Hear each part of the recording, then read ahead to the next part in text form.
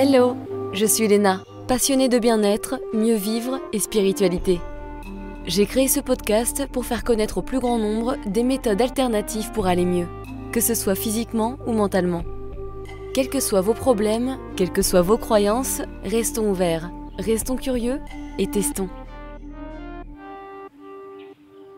Bonjour à tous, j'espère que vous allez bien. Aujourd'hui, je reçois Selden Bellouni, coach en santé et bien-être, coach somatique, guérisseuse quantique, afin qu'elle nous témoigne de sa guérison du lupus, maladie auto-immune. Selden a souffert pendant plus de 30 ans d'innombrables symptômes, sans savoir qu'elle souffrait de cette maladie, la pauvre. Heureusement, grâce à des changements sur son hygiène de vie, une volonté forte de s'en sortir et un gros travail sur le système nerveux, ainsi que l'ouverture à la spiritualité, elle s'est guérie et va aujourd'hui beaucoup mieux. Ah, quand même.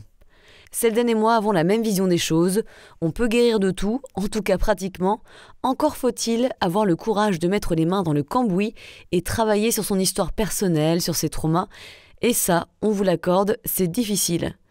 Nous croyons toutes les deux que le travail sur le système nerveux autonome est souvent la clé manquante du puzzle, ainsi que la reconnexion entre le corps et l'esprit. Et si vous suivez mes posts sur Instagram, vous savez à quel point c'est important. Certes, un changement d'hygiène de vie est primordial pour se détoxifier et nourrir ses cellules en profondeur, mais tant que le stress de survie que l'on a accumulé dans le corps depuis des décennies n'est pas ressenti et n'est pas libéré et transmuté, le corps ne peut pas fonctionner correctement et faire le travail qu'il pourrait faire. L'énergie vitale, elle circule pas bien et tous les différents systèmes dans le corps non plus. Il faut donc se reconnecter avec lui, avec tous les stress accumulés comme je viens de le dire, mais aussi avec nos émotions refoulées, qui sont d'ailleurs des stress pour l'organisme en plus. Bref, faire un gros travail d'introspection, savoir comment on fonctionne, pourquoi on fonctionne comme ça, ouvrir sa conscience et développer le recul nécessaire de ses automatismes pour pouvoir les changer est une étape supplémentaire pour faire évoluer sa vie. Ce qui est beau, c'est que quand on fait tout ce travail, on a tendance à se reconnecter à ce fameux moment présent, à l'intégrer dans toutes nos cellules et à véritablement s'ancrer dans le monde qui nous entoure et sa beauté, comme si on découvrait le monde une nouvelle fois ou une première fois quelque part, car il est vrai que quand on vit tout le temps stressé, on n'est jamais connecté. Bref bis, plein de pépites à intégrer, il faut y aller doucement mais sûrement. La guérison ultime, ce n'est pas compter 100% du temps sur les autres et le corps médical, c'est aussi se reconnecter à son intuition, et ça, c'est un sacré boulot, mais putain, qu'est-ce que ça vaut le coup. Bonne écoute, et cet épisode est divisé en deux, la suite la semaine prochaine. Salut Selden, super contente que tu sois là aujourd'hui avec moi pour partager ton histoire. Salut! Oui, merci de me recevoir, je suis très contente. On essaye d'organiser ça depuis plusieurs semaines, donc ça y est, on y est. C'est le bon moment, je pense. Oui, complètement. Et je pense que c'est ta première fois dans un podcast français. Oui, c'est ma première fois sur un podcast français. Ah, cool. Ouais, c'est chouette. Oui, c'est excitant. Pour débuter, j'aimerais revenir au moment où tu as commencé à ressentir des symptômes jusqu'à ce que tu découvres que tu avais un lupus. Peux-tu nous ramener à cette période de ta vie ? Oh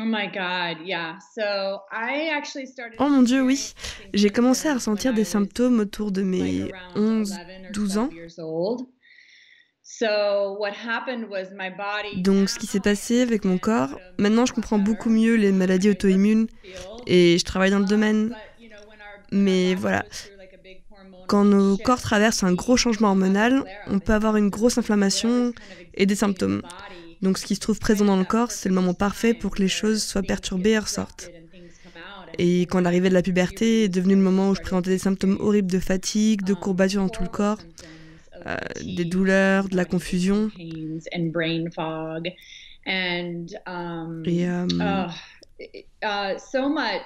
Oui, beaucoup de confusion. Et quand je repense à ce moment, c'était tellement dur pour moi parce que non seulement je traversais les phases normales de l'adolescence, et en étant une femme, tellement de choses changent, mais en même temps, je présentais d'horribles symptômes que tout mon entourage me disait être normaux. J'étais vraiment perdue, confuse. Je comprenais pas pourquoi c'était si difficile pour moi de faire des choses basiques et simples que, a priori, tout le monde arrivait à faire. Et pourquoi j'avais tant de mal à l'école. Et tu vois, toutes ces choses. Et ce qui est sorti de ça, c'est une addiction aux médicaments stimulants. Donc j'étais diagnostiquée des troubles de l'attention et dépressive. Et à l'époque, c'était les années 90, ils testaient pas les enfants pour les maladies auto-immunes. Et je crois pas qu'ils vérifiaient les niveaux d'inflammation. Je crois que ma mère m'avait emmenée chez mon pédiatre et il a fait un bilan sanguin basique, mais ça va pas vérifier ou tester pour de l'auto-immune. J'aurais dû aller voir un médecin spécialisé et personne me croyait, tout le monde me disait constamment que j'étais paresseuse. Et pour un enfant, c'est difficile, tu vois. Et je veux préciser, parce que bon, je sais que mes parents ont fait du mieux qu'ils pouvaient. Ils faisaient avec les moyens disponibles pour eux à ce moment-là. Donc je leur en veux pas ni rien, mais... Donc ce qui s'est passé, c'est que j'étais sous traitement avec des médicaments stimulants quand j'avais environ 14 ans et j'ai développé... je touchais déjà aussi un peu aux drogues de rue, la weed. Je buvais beaucoup avec mes amis, j'essayais d'atténuer et masquer ce qui se passait dans mon corps parce que c'était très très gênant.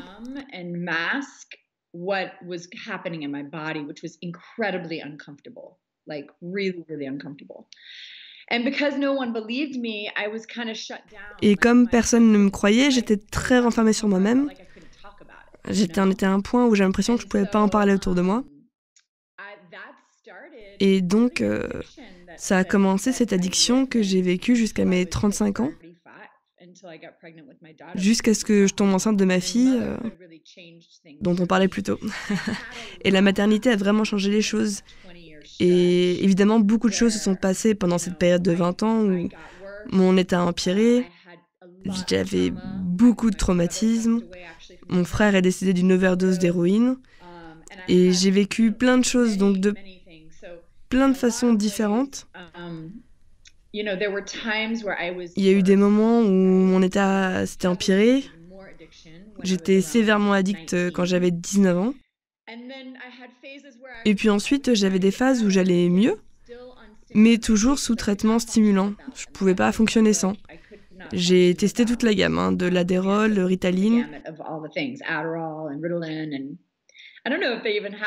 Je sais même pas si vous avez tout ça en France, mais je pense que tu sais de quoi je parle. Oui, totalement, ça existe.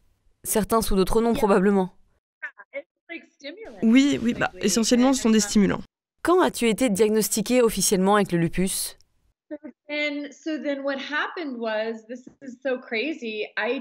donc, ce qui s'est passé, c'est fou. Mais ce qui s'est passé, en vivant comme ça, c'est que j'ai accepté cette étiquette de TDAH, trouble déficit de l'attention avec ou sans hyperactivité. En mode, j'ai ça, je dois avoir un déséquilibre chimique, je dois avoir un défaut de naissance, faut que je l'accepte. Même si intuitivement, ça m'a jamais paru correct. Je le sentais pas bien, mais j'étais bon. C'est comme ça, parce que quand t'as autant de symptômes, d'addiction, t'es complètement coupé de ton sur-toi. T'es coupé de ton intuition. Et j'étais vraiment en mode survie pendant tellement longtemps. Donc ce qui s'est passé, c'est que je suis tombée enceinte de ma fille. Et je me suis dit, ça n'a pas de sens. C'était comme un interrupteur. Je me suis dit, je suis responsable pour la vie d'un autre être humain maintenant. Ça a changé toute ma perspective. Fallait que je prenne ça au sérieux et que je comprenne ce qui allait pas chez moi. Et à ce stade-là, j'avais plus aucune confiance en les médecins. J'ai consulté des dizaines de médecins et ils m'ont tous dit la même chose, donc je vais juste plus y aller. Ce qui en soi est un peu triste, parce qu'on a toute cette entité qui est faite pour aider les gens. Mais au final, on m'a dit quoi penser sans prendre en compte mon ressenti, en me disant qu'en fait tout allait bien. Et une fois que j'ai eu ma fille, j'ai été me faire tester et faire un examen physique. Et puis ensuite, le discours se transformait en « Ah, t'es une nouvelle maman » et toutes ces excuses pour justifier ma fatigue.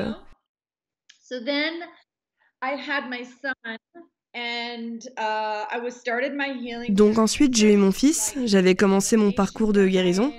J'ai fait un régime d'élimination, j'avais commencé plusieurs choses, mais je comprenais pas encore complètement.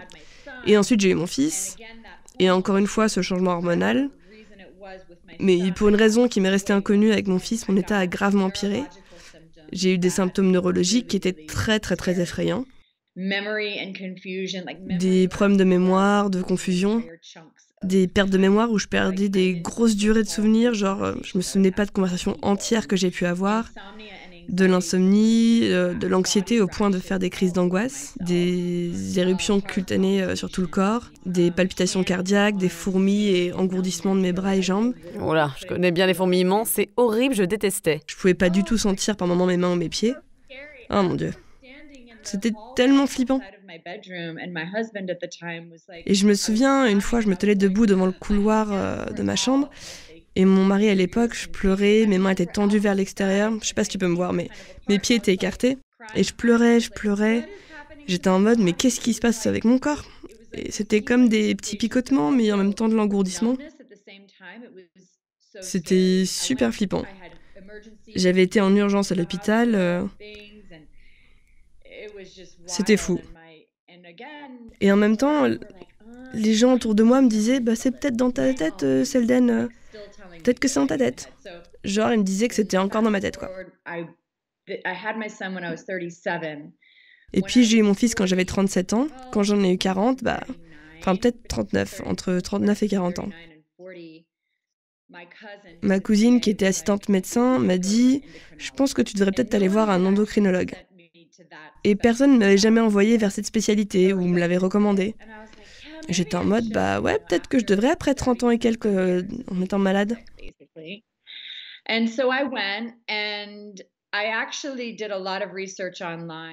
Et donc j'y suis allée, j'avais fait pas mal de recherches en ligne pour trouver un médecin ou... Oh, le bon docteur Google. Ouais, je cherchais le bon médecin. Et j'ai trouvé cette femme où tous les avis étaient... elle m'a écoutée, elle s'est littéralement assise, elle a pris son temps et écouté ce que je racontais. Et là, j'ai su que j'avais trouvé mon médecin. Et j'ai attendu 1 an pour réussir à l'avoir. Genre une année complète. C'est fou, non? Et ça valait le coup parce que j'y suis allée et j'ai eu une toute nouvelle expérience avec elle. Elle m'a écoutée, elle m'a cru, elle ne revient toujours pas du nombre de femmes qui viennent dans son cabinet avec la même histoire que moi. Je me sens super mal et personne ne me prend au sérieux, personne ne me croit. Et du coup, elle a fait plusieurs tests et elle a trouvé un marqueur génétique, le ANA, anticorps antinucléaire. Je me souviens plus. Je fais plus attention à ce genre de choses maintenant. Anticorps antinucléaire, c'est un marqueur d'information et elle m'a envoyée chez un rhumatologue. Et elle savait que j'étais très spécifique sur les médecins que je consultais. Et ce médecin pratiquait la médecine de la même façon qu'elle. Et elle avait une expérience en... Alors c'était une femme indienne et elle avait des notions de médecine ayurvédique. Et moi j'avais fait un entraînement d'Ayurveda à l'époque et elle avait un point de vue holistique, de médecine allopathique. Elle était incroyable et elle m'a testée et les résultats étaient catégoriques.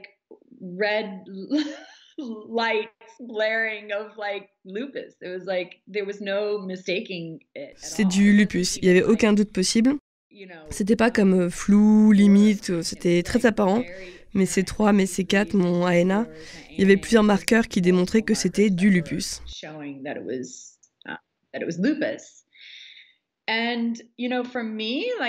Et pour moi, ce diagnostic était très important, parce que ça validait ce que je ressentais. Et j'avais besoin de dire à ma famille, voilà ce qui est en train de se passer, je suis pas en train de me l'imaginer. Non, pas tout le monde le vit comme ça. J'ai rencontré des gens où le diagnostic ne change rien. Leur famille les soutient quoi qu'il arrive, mais c'est pas le cas de tout le monde. Pour moi, c'était important. Et depuis le début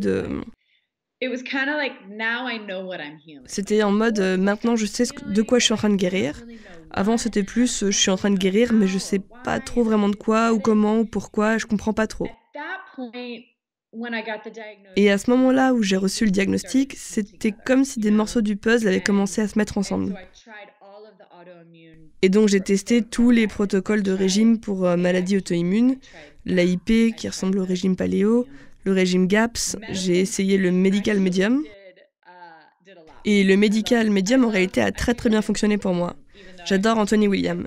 Même si je pense pas que le véganisme et le régime à base de plantes, c'est un régime sain à long terme pour la plupart des gens, c'est un détoxifiant. C'est un régime de détox très intense. Et essentiellement, c'est une grosse détox du corps avec tous ces jus et le céleri qui est un méga nettoyant pour le foie. Et je crois que toutes ces années avec tous ces médicaments, tout ça, j'avais beaucoup. Et les drogues de rue, j'en ai pris pendant des années et donc...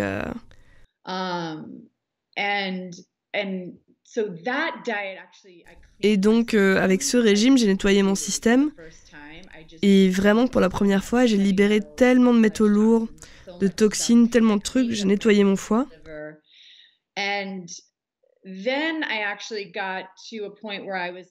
Et ensuite, je suis arrivée à un point où mes inflammations n'arrivaient plus si souvent, où elles n'étaient pas aussi mauvaises qu'elles avaient pu l'être.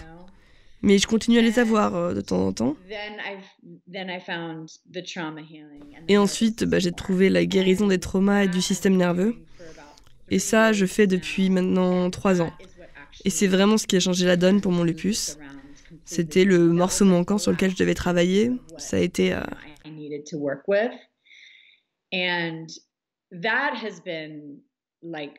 Et ça... Bon, en vrai, tout a vraiment changé ma vie, mais... Tout a bouleversé ma vie, mais ce travail-là a été incroyable. Parce que ça a aussi été une passerelle vers mon propre travail et comment je veux aider les gens. Et c'est profond. Ce travail est vraiment profond. Oui, je comprends. C'est à la fois en rapport avec la physiologie et aussi en rapport avec la spiritualité, en fait. Avant qu'on ne creuse davantage, si mes auditeurs ne savent pas trop ce qu'est le lupus, quels sont les symptômes courants ? Tu as parlé de douleur, de brouillard cérébral, mais dis-nous en plus.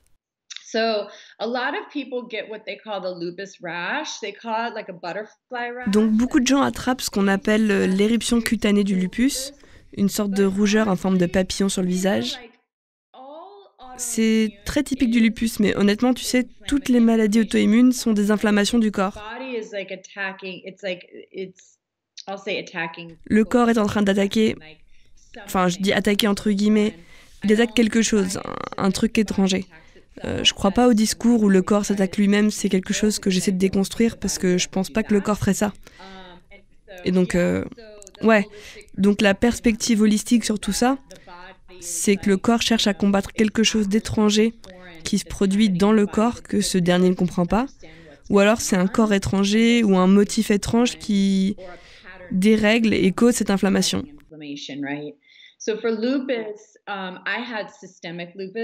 Donc pour le lupus, moi j'avais du lupus systémique. Le lupus, en fait, il peut aller dans les organes. Donc certaines personnes peuvent avoir du lupus dans leur foie ou leur rate. Et heureusement que j'avais pas ça, parce que c'est une condition un peu plus grave. Mais ça peut toujours être guéri. Mais voilà. Le mien était systémique. On dirait presque que c'est dans les tissus du corps, tu vois. Dans les muscles et les mitochondries du corps. Les douleurs corporelles et les courbatures sont les douleurs les plus typiques. Je dirais que c'est le principal symptôme que j'entends un peu partout. Avec le lupus, je dirais le lupus, la fibromyalgie et la maladie de Lyme, qui sont très similaires, ces 3 maladies.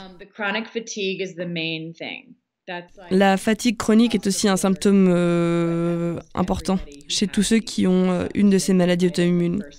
C'est une des premières choses qu'ils remarquent. Puis ensuite, c'est les douleurs musculaires, des douleurs d'articulation aussi. Mes genoux et mes hanches me faisaient toujours mal. Et je pensais que c'était normal à l'époque. C'est pas avant d'avoir été chez ce dernier docteur, parce que je l'avais depuis mes 11 ans. Je pensais que tout le monde avait ça. Et ensuite, j'ai halluciné quand j'ai réalisé que c'était pas le cas. Quand on m'a dit « t'es pas censé avoir des douleurs articulaires à moins que t'aies 80 ans ». Ça m'a fait halluciner, j'étais en mode quoi ? Je me balade comme ça alors que je suis pas censée le faire ? Et mon médecin m'a dit non, t'es pas censée te sentir comme ça. Enfin bon. Et donc pour beaucoup de gens, quand le lupus s'infiltre dans les joints de la main enflent. Et en effet, en général, beaucoup de gens qui ont du lupus ont de l'arthrite rhumatoïde. ce qui se trouve au niveau de ses joints. Et je pense que ces deux choses vont ensemble. Les maladies auto-immunes réveillent d'autres maladies auto-immunes. Donc très souvent, quand une personne a une maladie auto-immune, ce n'est qu'une question de temps. Parce que s'il ne gère pas la charge toxique et s'il ne gère pas le trauma et tout ce qui concerne le système nerveux, ça se compacte et ça continue de s'accumuler dans le corps. Et donc, du coup, l'inflammation s'étend. Donc pour le lupus, c'est de l'arthrite rhumatoïde, puis ensuite le cancer généralisé. C'est la trajectoire que beaucoup de gens finissent par avoir. Et ensuite... Mais tu as aussi des maladies auto-immunes gastriques comme la maladie cœliaque, qui est souvent associée à la maladie d'Hashimoto et la thyroïde. Beaucoup de gens ont ça. Donc il y a clairement une progression qui se produit. Oui, c'est toujours comme ça. Des fois, quand on a notre diagnostic, on se dit « Ok, bon, j'ai cette maladie auto-immune-là. » Ouais. Et on se dit que c'est déjà assez, tu vois. Mais malheureusement, des fois, ça peut s'empirer. Parce que notre état continue de s'empirer si on ne gère pas ces symptômes. Donc je pense que c'est vraiment important ce que tu dis et d'en parler. Oui, il y a beaucoup, en vrai, parce que c'est la voie allopathique de prendre les médicaments et gérer les symptômes. Mais beaucoup de médicaments prescrits contiennent beaucoup d'aluminium. Et les métaux lourds ne sont pas bénéfiques pour le corps, pour les inflammations ou les maladies auto-immunes.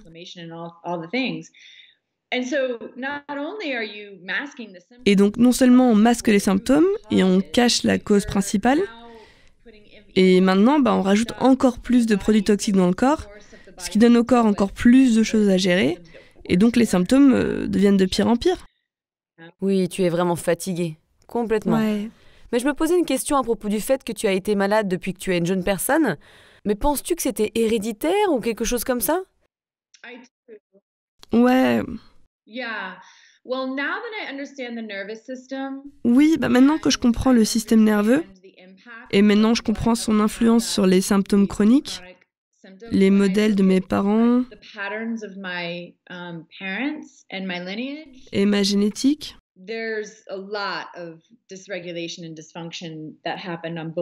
et il y a beaucoup de dérégulation et de dysfonctionnements qui ont eu lieu des deux côtés. Comme tout le monde peut avoir, pas vrai ? Et je pense juste que...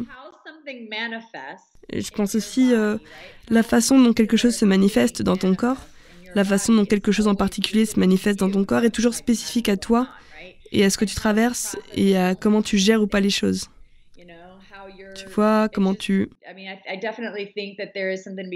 Je pense qu'il y a quelque chose à dire concernant le système de chaque individu et comment il exprime les choses, tu vois. Ouais, et c'est pour ça... Complètement, oui. Oui, parce que pour moi, par exemple, désolée, je te coupe, j'ai toujours eu une sensibilité au niveau digestif et au niveau de l'acné. C'était le plus récurrent chez moi. Et bien sûr, ensuite, les douleurs chroniques. Mais pour d'autres, ça va être, des migraines, de la fatigue, de la rosacée. Enfin bref, peu importe, tu vois, ça dépend des personnes. Ouais. Exactement. Ouais, c'est juste que partout où se posent ces toxines, et la façon dont, comme j'ai dit, la façon dont tu le stockes, ou comment tu le gères, ou... On ne sait pas vraiment, mais toutes les variables qui peuvent intervenir et donner à quelqu'un un symptôme, et un symptôme différent à quelqu'un d'autre. Et je dis toujours à mes clients pendant mes lectures, tu vois, personne n'est pareil. Il n'y a pas un seul protocole unique qui va fonctionner pour tout le monde, tu vois. Amen to that, comme on dit. Je suis tellement d'accord. Ouais. Je ne sais pas si tu as Instagram ou un compte sur les réseaux, mais les gens me demandent souvent comment je peux aller mieux à propos de ça et de ça. Et en fait, c'est vraiment personnel. Bien sûr, il y a des règles générales, et c'est ce dont je parle sur mon compte, mais à la fin de la journée, ça reste personnel. Et en fait, tu dois essayer pour voir si ça marche pour toi ou pas. Oui, c'est ça. Je veux dire, je rencontre des gens qui... Mon état s'est empiré quand j'ai suivi les régimes keto et GAPS, et ça allait mieux quand je faisais le medical medium. Et ça montre qu'à ce moment-là, mon corps avait besoin de se détoxifier. Fallait que je libère... C'était pas forcément une question de nutrition, c'était une question de détoxifier, ce qui était nécessaire pour moi. Et j'ai rencontré des gens qui me disent « Oh mon Dieu, je suis passé carnivore et mon état s'est amélioré. » Tu vois ce que je veux dire ? Genre, le medical medium les a aggravés. Et ils avaient besoin de ça, donc c'est juste tellement différent. Et c'est définitivement quelque chose sur lequel je travaille avec mes clients. Donc j'ai un Instagram, c'est mon nom, Selden Bellouni. Je parle des différentes variables. J'ai une chaîne YouTube aussi, Selden Integrated Healing. Ouais. Et j'essaie de traiter toutes les façons différentes pour guérir et différentes choses à tester. Et même avec la guérison des traumas, on essaye plein de choses. On essaye de lâcher prise, la régulation, l'activation. On doit tester plein de choses pour essayer de trouver ce qui a fonctionné pour nous. Et on espère suivre le bon chemin. Je veux dire, pour plein de gens...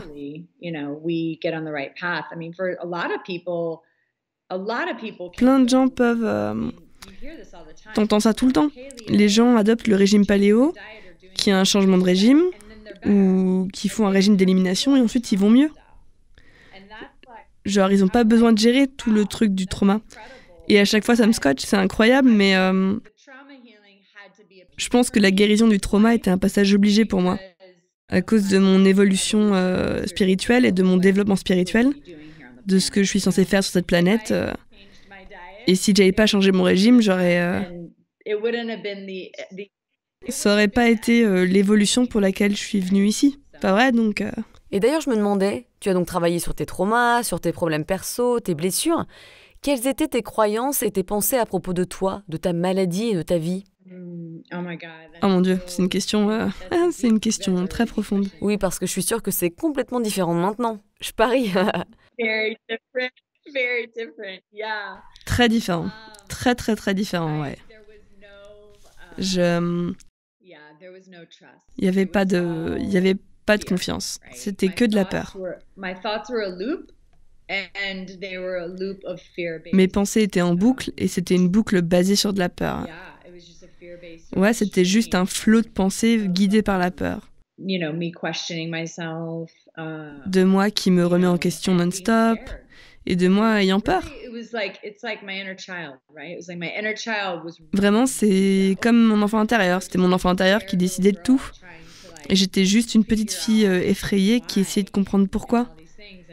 Et une fois que j'ai vraiment commencé à faire du travail de guérison et que j'ai compris pourquoi j'étais là, ça a commencé à se défaire. Donc je pouvais toujours revenir à ça. Genre, ce process est très difficile, ce chemin de guérison est très dur, mais je suis là pour quelque chose de plus grand, tu vois. Donc je dois juste continuer et ça me rend émotive. C'était un grand... tout ce process, et c'est ça qui est incroyable avec le travail de guérison de trauma. Ton esprit change, il se transforme une fois que tu commences à guérir. Et mon Dieu, c'est incroyable. Des fois, tu ne réalises même pas à quel point tu as changé. Ouais. Tu n'as pas la même conscience, donc tu réalises même pas que certaines choses ne sont plus dans ton système. Et tu te vois pas évoluer, oui. Tu vois ? Car c'est hors de ta conscience maintenant. Le programme n'existe plus. Ouais, je sais. Des fois, je vais voir des photos ou autres de vacances ou de... Par exemple, il y a 2 ans, ou même il y a 1 an. Et je vais me souvenir de ce que je traversais à l'époque. Et je me dis, oh mon Dieu, mais je suis plus du tout cette personne. Genre, je suis plus dans cette relation, ou en train de faire ce que je faisais, ou avoir ce problème. Ou alors je le gère de façon complètement différente. La façon dont j'éduque mes enfants a complètement changé. Ouais. Je pense que tu peux le voir aussi physiquement, ce changement. Je sais pas pour toi, mais quand je regarde des vieilles photos, genre il y a 7 ans, c'est comme si je pouvais voir les blessures que j'avais physiquement, tout le poids que je portais sur mes épaules. Ouais. Je ne suis plus vraiment la même personne, alors évidemment tout le monde change, mais c'est intéressant de voir ce changement avec juste des traits physiques. On voit quand on n'est pas bien, quand on est malade, quand on porte du stress, des densités. Ouais, je crois que les yeux sont pas si clairs. J'ai fait un post il y a pas si longtemps où j'ai mis des photos de moi, genre à mes 30 ans, et mes yeux sont complètement dissociés. Genre on peut voir que mes yeux sont... Il y a pas de clarté, si tu vois ce que je veux dire. Et les gens me faisaient des commentaires genre « Ah ouais, t'as l'air plus vieille en fait. » Ouais, j'ai l'air plus jeune maintenant. Et je fais plus vieille dans mes anciennes photos, c'est fou. Oui, c'est clair. Mais bien sûr, ce que tu as dit un peu avant est vraiment important. Le fait que tu vivais dans la peur. Et j'étais pareil. Et des fois, j'ai des vieux programmes de peur qui remontent à la surface d'ailleurs, mais maintenant, j'essaye au mieux de les gérer. En tout cas, je sais plus les gérer. Mais toutes tes cellules, et les miennes aussi d'ailleurs, fonctionnaient avec la peur. Ouais. La peur était un peu comme un dieu, enfin comme une référence, tu vois. Donc tu avais toujours peur de certaines choses, tu devais être hyper vigilante. Alors bien sûr que tu ne peux pas être en super santé, ça fait sens. Ça va pas ensemble. Oui, exactement. Oui, je veux dire, ils se nourrissent mutuellement.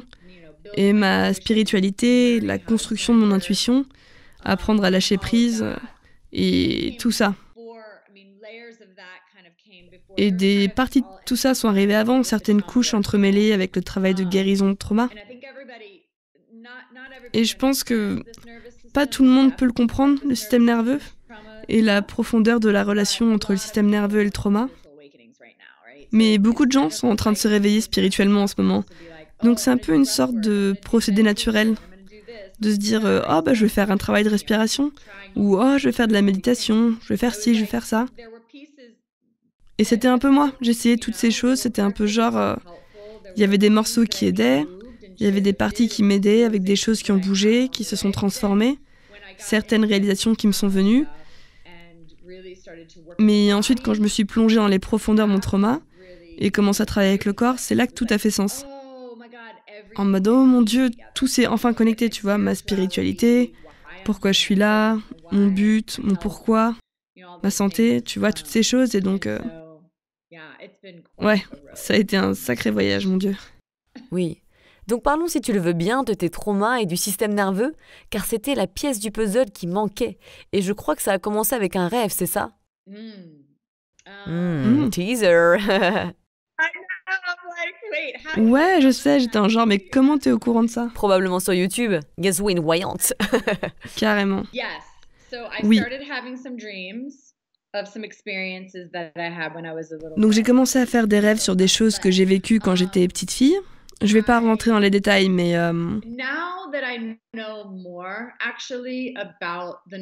et maintenant que j'en sais plus, en fait, sur le système nerveux, je pense pas que c'était juste un seul truc. Et en fait, c'était la passerelle qui a ouvert la voie à moi faisant ce travail. Je travaillais à l'époque avec une professeure de spiritualité, Janet Ratapsou, une de mes amies très proches maintenant. Et à l'époque, elle faisait du travail énergétique sur moi. Et on a découvert, juste quand je travaillais sur l'aspect énergétique et sur le plan quantique, et j'ai commencé à approfondir mon intuition, j'ai obtenu la certification Reiki, et ça ouvre le chakra de la couronne, et donc je recevais plus d'informations. Et j'étais aussi en train de me demander, car c'était un moment où j'étais je veux guérir du lupus. Maintenant, je sais ce que c'est, voilà mon but. Maintenant, j'ai fait tout ça, changé de régime, élimination, détoxification, etc. Et maintenant, je veux savoir ce que c'est. Et je priais beaucoup, tu vois. Je demandais des réponses. Et juste autour de ce moment où j'ai ouvert ce que je vais appeler un portail de ma spiritualité, et la communication entre mon corps physique et mon équipe spirituelle, mon moi supérieur, j'ai commencé à avoir des rêves. Je me suis rappelé de choses qui m'étaient arrivées quand j'étais petite fille. Et à partir de ce moment, j'ai réalisé que tout était connecté à mon trauma d'enfance. Et c'est à partir de là que j'ai commencé à travailler directement sur mon trauma. Après ça. On ne va pas rentrer dans tous les détails, mais est-ce que c'était des abus?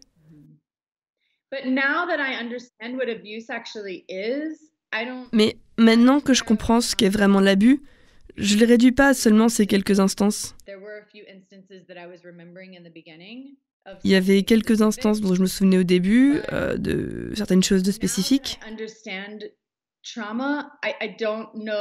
Mais maintenant que je comprends ce que c'est le trauma, je ne sais pas si mon lupus et mes autres symptômes qui sont arrivés par la suite étaient uniquement dus à ça, tu vois. Ouais, c'était une grosse partie, mais je pense qu'il y avait plusieurs strates et plusieurs niveaux de violence pendant l'entièreté de mon enfance.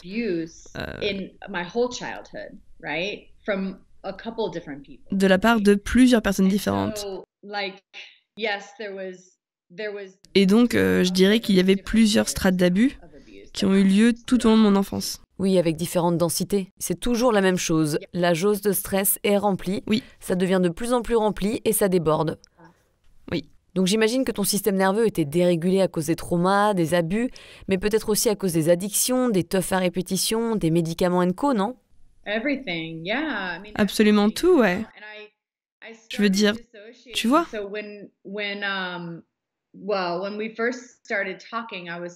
j'ai commencé à dissocier. Quand on a commencé à parler, je t'ai dit que mes symptômes avaient commencé à apparaître vers mes 11-12 ans. Et en fait, ça remonte d'encore plus loin, parce que j'ai commencé à me dissocier. Et j'ai commencé à me détacher quand j'avais 5 ans. Et c'était le moment où les violences avaient commencé.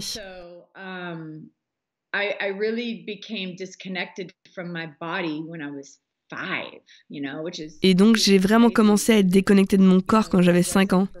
Ce qui est fou, parce que c'est seulement 40 ans plus tard que j'ai appris, ou même plus. Je ne savais même pas ce que ça voulait dire.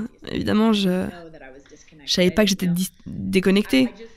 Je sais juste que j'ai grandi depuis l'âge de 5 ans en ayant cette étiquette de déphasée. Tu vois ce que je veux dire?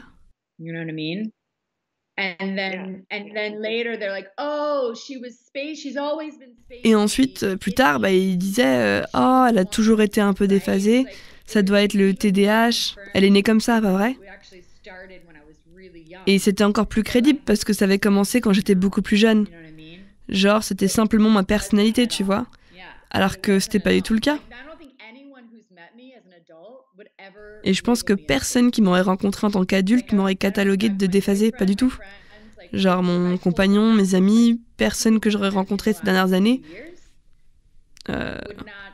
n'utiliserait pas ce mot pour me décrire. Tu vois, donc c'est intéressant quand on y pense. Tu vis toute ta vie avec une étiquette et une idée de qui tu es. Et tout d'un coup, tu réalises que c'est pas du tout qui tu es en fait. C'est juste dû à du trauma. Oui, tu le sais quand tu commences à travailler sur tes traumas. Il est possible que tu deviennes une nouvelle personne qui est plus proche de ce que l'on appelle le soi authentique, en fait de sa véritable identité. Et ça peut être très inconfortable car pendant un moment, tu ne sais juste plus qui tu es. Carrément. C'est une phase, mais une phase intense. Ouais. Oui, je pense que toute ma vie, je savais pas. Enfin, je découvre seulement maintenant qui je suis, au cours des dernières années. Donc ouais, j'ai dû savoir certaines choses que j'aimais, d'autres choses que j'aimais pas, mais beaucoup de fois, surtout quand on a des traumas dans la petite enfance comme ça, on peut s'adapter. Comment dire? On peut s'adapter et tendre vers ce qu'on pense que les autres attendent de nous et se l'approprier comme étant à nous.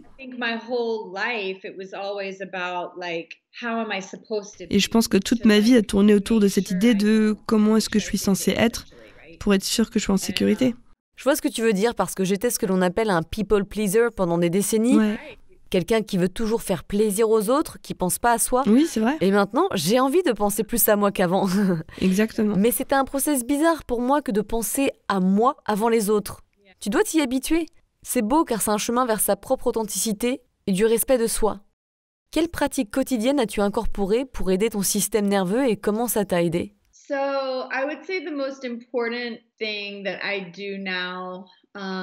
Donc je dirais que la chose la plus importante que je fais actuellement, c'est de l'interoception. M'assurer que je suis vraiment ancrée dans mon corps, m'assurer que je peux sentir mon corps, je sens les sensations qui ont lieu dans mon corps, et même maintenant, avant d'entamer quelque forme de méditation que ce soit, où je vais ouvrir mon intuition, car on peut souvent sortir de son corps. Les gens utilisent parfois la méditation pour sortir encore plus de leur corps. Et donc maintenant, j'utilise l'ancrage de l'orientation et de l'interoception pour vraiment sentir le poids de mon corps et m'assurer que je suis vraiment ancrée avant d'entamer la pratique de méditation. Parce que... Même quand on se parle, je suis sûre que tu es ancrée et connectée à ton corps. Et moi aussi, j'étais en train de me sentir mes pieds sur le sol et mes autres points d'appui. Je suis maintenant toujours connectée à mon corps et c'est super de pouvoir faire ça automatiquement, simplement. Oui, complètement, je sais. Et je bouge toujours souvent, je bouge toujours beaucoup. J'ai toujours une activation qui a lieu. Je suis toujours en mouvement. Ouais, juste quand je te disais ça, j'avais besoin de sentir mon corps, sentir mes fesses sur la chaise, mes jambes et mes pieds sur le sol. Je suis toujours pieds nus chez moi, pour que mes pieds soient toujours connectés au sol. Et je me promène beaucoup nu-pieds dans mon jardin aussi, pour être sûre que je reste connectée à la terre. Mais je dirais que mon travail sur le système nerveux et mon travail spirituel se sont bien associés, donc... Comme souvent d'ailleurs, ouais. Ouais. Donc me connecter à mon corps, me connecter à la terre, me connecter à mes humains et mes chiens, m'assurer de suffisamment prendre mon temps pour m'assurer d'être présente, surtout quand mes enfants sont là. Je vais souvent laisser tomber des choses, juste pour être avec eux. Si j'ai une attente particulière de comment je veux que ma journée se déroule, et que cette journée se déroule pas comme j'en ai envie, et que je dois aller chercher mes enfants à l'école, je laisse tout tomber. J'essaye pas de me presser ou d'essayer de tout faire maintenant. Ouais, tellement important. Ouais. Et tu sais, j'ai toujours du mal de temps à autre quand de vieilles densités remontent à la surface, mais parce que j'ai mes podcasts à gérer, des posts à écrire, la création de mes programmes, et j'ai aussi un job, même deux, donc il y a beaucoup de choses dans ma vie, et en plus je suis perfectionniste, encore aujourd'hui, même si un peu moins, mais j'ai vraiment compris, et je dois me le rappeler souvent, que la santé c'est la flexibilité, pas la rigidité, parce que sinon ça marche pas. Donc j'essaye d'être moins têtue, du genre... Non, je veux finir avant telle heure et ce soir à tout prix. Complètement. Et plutôt que ça, c'est OK. Tu veux finir demain, respecte-toi, car tu veux juste te sentir bien en fait. Complètement. Et pas finir à tout prix un post que 20 personnes vont lire. Ce n'est pas une question de vie ou de mort, Lélé. Tu vois ce que je veux dire ? Ouais, complètement. Non, c'est hyper important parce que premièrement, ça finit toujours par être fait. C'est le truc. Et ça finit toujours par être fait et si j'attends et que je peux m'asseoir et être présente avec quelque chose... que je lui laisse la place qu'elle mérite, le travail est toujours de meilleure qualité que si je me pressais à le faire, tu vois. Et... Oui, parce que tu es moins dans le mental, probablement. Ouais, c'est vrai. C'est vrai, ouais. Et tu sais, les enfants sont forts là-dessus. Les enfants, ils vont accélérer ta guérison. Si n'importe quoi va accélérer la guérison, c'est le fait de devenir un parent. Parce que les enfants, ce sont des miroirs. Ils te montrent qui tu es. Tu vois, ils vont... Chaque comportement que tu vas avoir, par exemple, si je suis dérégulée émotionnellement, ma fille va l'être aussi. Elle me montre ce que je suis, tu vois. Et c'est super, mais en même temps, c'est dur. Et je peux le comprendre. Je dois faire attention à être ancrée et présente avec elle. Parce qu'ensuite, elle va passer une meilleure journée, une meilleure après-midi, et elle va avoir une co-régulation émotionnelle positive de ma part. Et ouais. La suite la semaine prochaine ?